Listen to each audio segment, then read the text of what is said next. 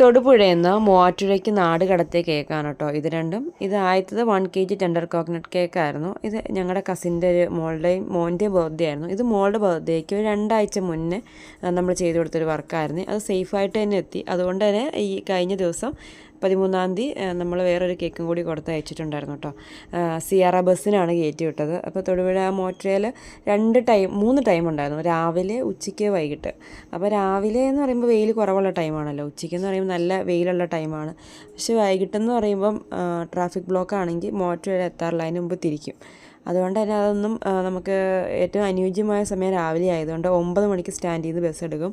അപ്പോൾ രാവിലെ 9 മണിക്ക് അത് മോട്ടോയിൽ പിക്ക് ചെയ്യാമെന്നുള്ളൊരു ഇതിലിരിക്കുമ്പോഴാണ് തലേന്ന് അവളെ എന്നെ വിളിച്ച് പറയണം, ആനിക്കാട് കഴിഞ്ഞിട്ടുള്ള സ്റ്റോപ്പിൽ ആളുടെ കസിൻ്റെ കടയുണ്ട്, അപ്പോൾ ആളുടെ അടുത്താണ് ബസ് നിർത്തുന്നത്, അപ്പം ഷോപ്പിലുള്ള ആൻറ്റി മേടിച്ച് വെച്ചോളാം എന്ന് പറഞ്ഞിട്ടുണ്ട്. അപ്പോൾ അങ്ങനെ അത് എടുക്കാമെന്ന് പറഞ്ഞ് അങ്ങനെ ആദ്യത്തെ ദിവസം കേക്ക് സേഫായിട്ട് തന്നെ അവിടെ എടുത്തു. അപ്പോൾ പിന്നെ 13-ാം തീയതി കഴിഞ്ഞ ദിവസം അതേപോലെ തന്നെ 1 kg സ്പാനിഷ് ഡിലൈറ്റ് ആണ് കേട്ടോ നമ്മൾ കൊടുത്തത്. ഇത് 1 kg സ്പാനിഷ് ഡിലൈറ്റ് നമ്മൾ ഹൈറ്റിലെടുത്തില്ല, നോർമൽ ഹൈറ്റിൽ തന്നെയാണ് 2 കേക്കും ചെയ്തത്. കാരണം ട്രാവൽ ചെയ്തെത്താൻ ദൂരം പോകണമുണ്ട്, ബസ്സിലും കൂടിയാണല്ലോ, അപ്പോൾ അതെങ്ങനെ എത്തും എന്നുള്ളൊരു കൺഫ്യൂഷൻ ഉള്ളതുകൊണ്ട് നമ്മൾ നോർമൽ ഹൈറ്റിൽ തന്നെ ചെയ്തു.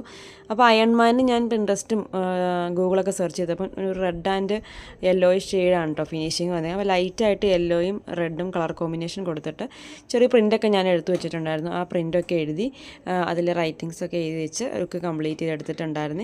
2 കേക്കും സേഫായിട്ട് തന്നെ അവിടെ എത്തിയിട്ടുണ്ടായിരുന്നു. അപ്പോൾ അങ്ങനെ നമ്മളിവിടുന്ന് തൊടുപുഴയ്ക്ക് മോട്ടോയ്ക്ക് ബസ്സിൽ ട്രാവൽ ചെയ്ത് 2 കേക്കുകൾ അവിടെ എത്തിച്ചു കേട്ടോ.